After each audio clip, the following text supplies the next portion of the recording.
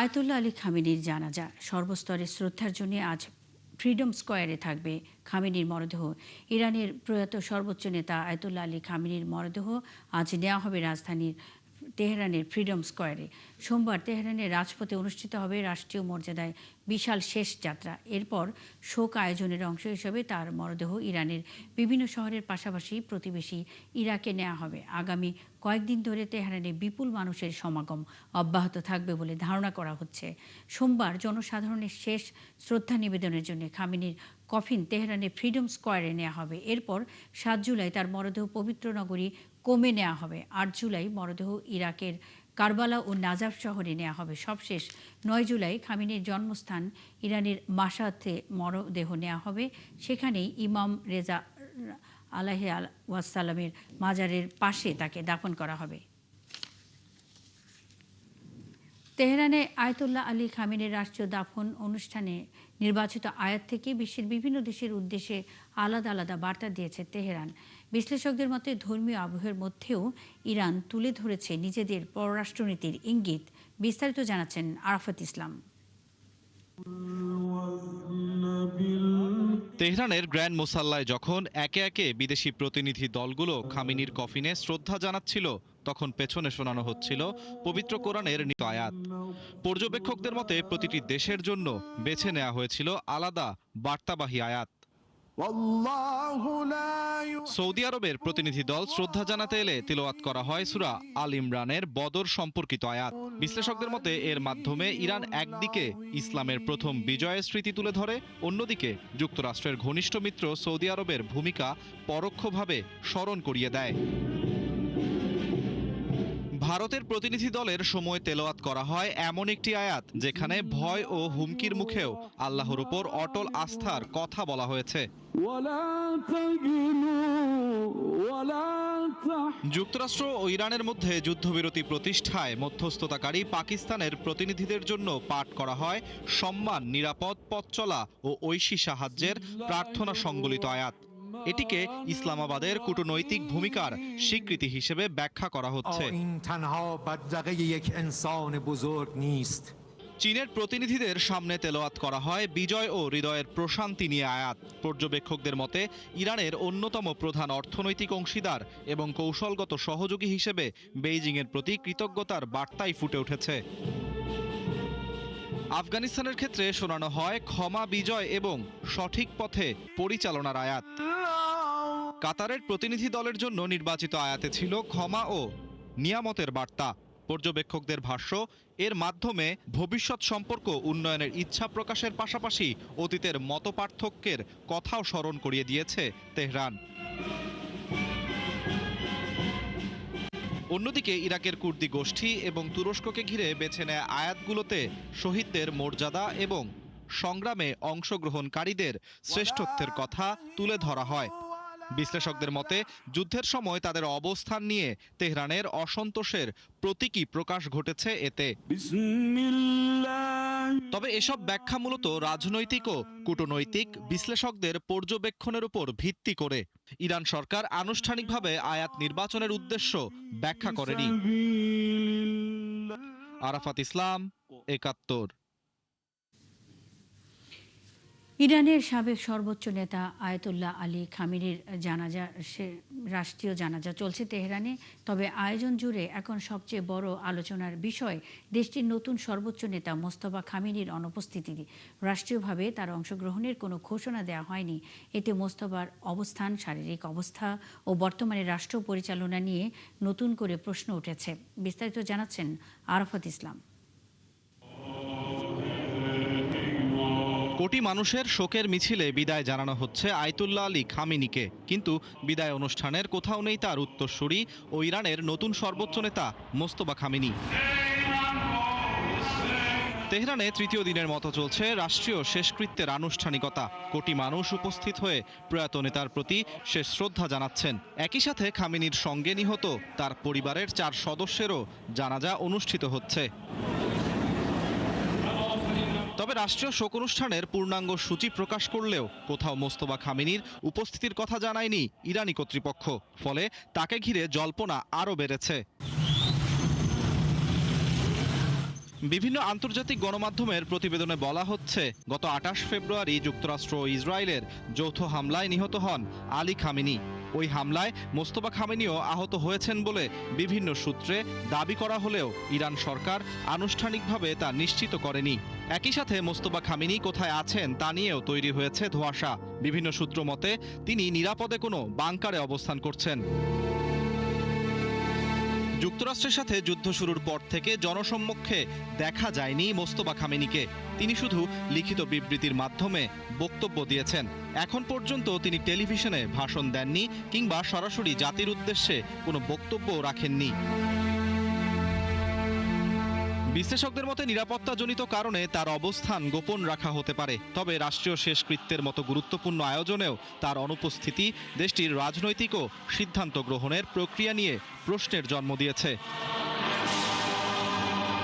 ইরানি কর্তৃপক্ষ এ বিষয়ে এখনও আনুষ্ঠানিক কোনো ব্যাখ্যা দেয়নি। ফলে নতুন সর্বোচ্চ নেতা কবে জনসমক্ষে আসবেন এবং কিভাবে রাষ্ট্র পরিচালনা করছেন সেই প্রশ্নের উত্তর আপাতত অজানাই রয়ে গেছে। আরাফাত ইসলাম, ৭১। যুক্তরাষ্ট্র ও ইসরায়েলের হামলায় নিহত ইরানের সর্বোচ্চ নেতা আয়াতুল্লাহ আলী খামেনির জানাজায় দেশটির শীর্ষ কর্মকর্তাদের কান্না দেখে বিস্ময় প্রকাশ করে বিদ্রূপ করেছেন মার্কিন প্রেসিডেন্ট ডোনাল্ড ট্রাম্প। নতুন হুমকি দিয়ে মার্কিন প্রেসিডেন্ট দাবি করেছেন, খামেনির জানাজার অনুষ্ঠানে উপস্থিত ইরানের বাকি নেতৃত্বকে কেবল এক আঘাতেই নিশ্চিহ্ন করে দেওয়ার ক্ষমতা তার রয়েছে।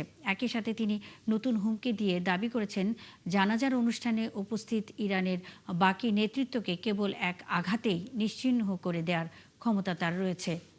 তবে আলোচনা করার মতো কেউ বাকি থাকবে না বলে তিনি তা করছেন না। মার্কিন সংবাদ মাধ্যম অ্যাক্সিওসকে দেয়া এক সাক্ষাৎকারে এসব কথা বলেন ট্রাম্প। ৪ মাসেরও বেশি সময় আগে যুক্তরাষ্ট্র ও ইসরায়েলের যৌথ হামলায় নিহত হন ইরানের সাবেক সর্বোচ্চ নেতা আয়াতুল্লাহ আলী খামেনি। সেই শূন্যতা পূরণ করে দায়িত্ব নিয়েছে নতুন নেতৃত্ব। তবে বিশ্লেষকদের মতে এই নেতৃত্ব শুধু ক্ষমতার পালাবদল নয়, বরং জানাচ্ছেন আরাফাত ইসলাম। ৪ মাস আগের মার্কিন ইসরায়েলি হামলায় শুধু ইরানের সর্বোচ্চ নেতাই নয়, দেশটির সামরিক ও রাজনৈতিক নেতাদের বড় একটি অংশ প্রাণ হারান। শূন্যতা তৈরি হয় নেতৃত্বে।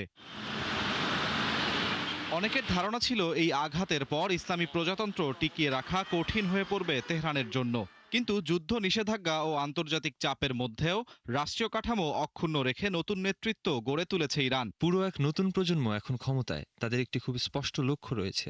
তারা যুদ্ধ সামলেছে এবং এখন তারা শান্তি প্রক্রিয়াও সামলাতে যাচ্ছে। বিশ্লেষকদের মতে নতুন নেতৃত্বের সবচেয়ে বড় পার্থক্য হলো তারা সরাসরি যুদ্ধের অভিজ্ঞতা নিয়ে ক্ষমতায় এসেছেন।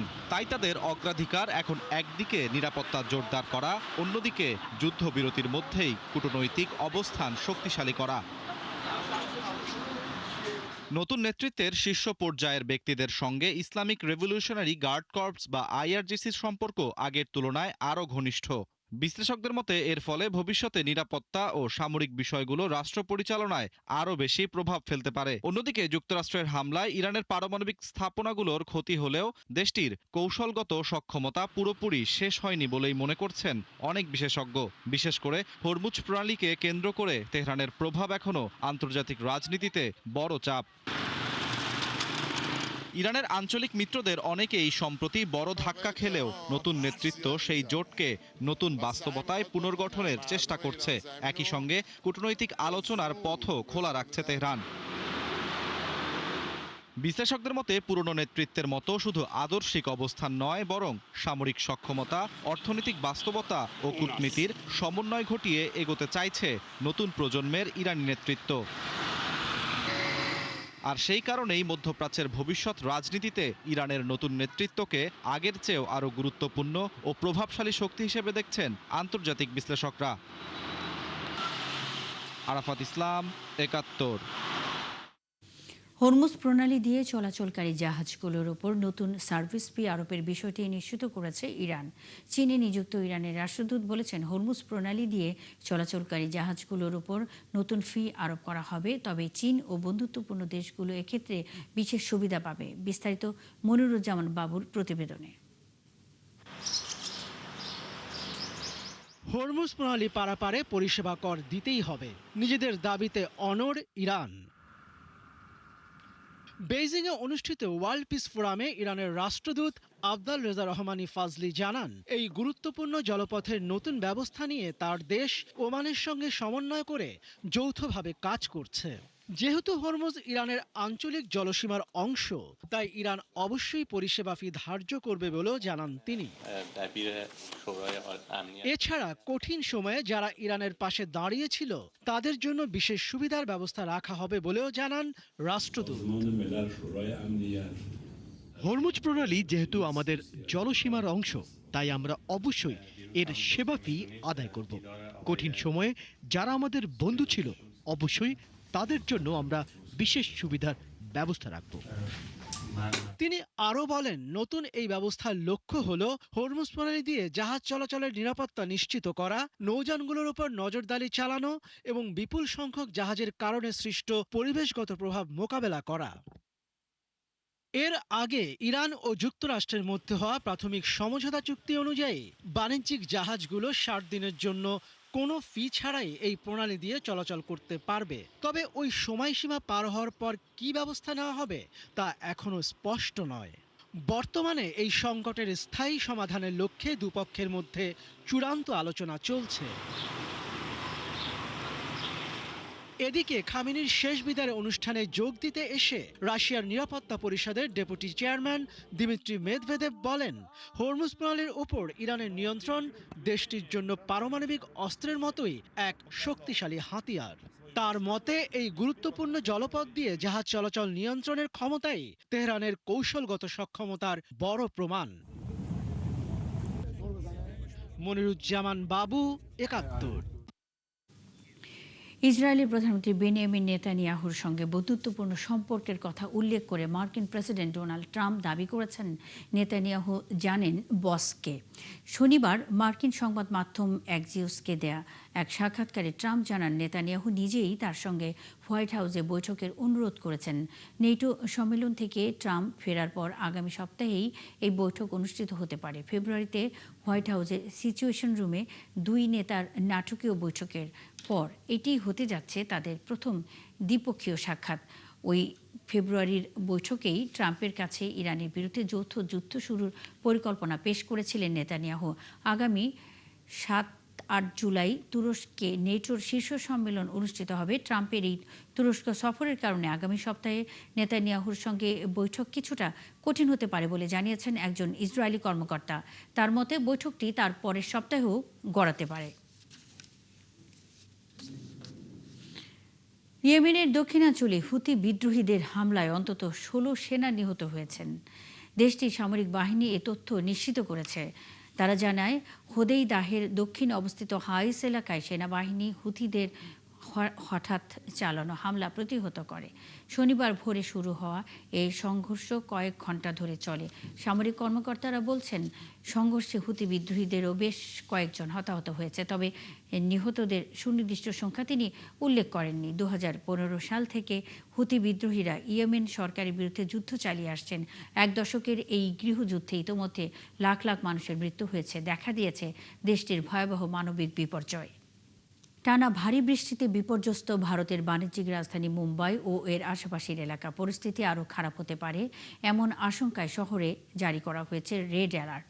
গত ২৪ ঘণ্টায় মুম্বাইয়ের কয়েকটি এলাকায় ৩০০ মিলিমিটারেরও বেশি বৃষ্টিপাত রেকর্ড করা হয়েছে। মুম্বাই ছাড়াও একাধিক রাজ্যে জারি রয়েছে হাই অ্যালার্ট। বিস্তারিত মনিরুজ্জামান বাবুর প্রতিবেদনে।